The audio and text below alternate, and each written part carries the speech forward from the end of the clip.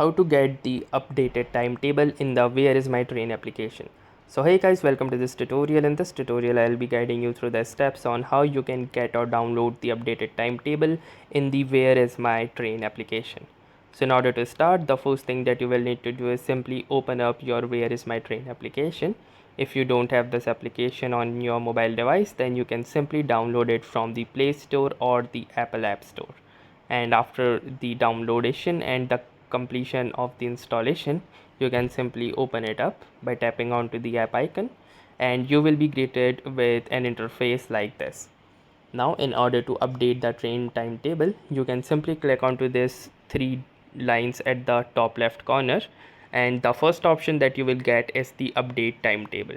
So simply click onto this update timetable option, and once that will be done, you can see it says no new schedules available, which means that the timetable is already updated in the particular application.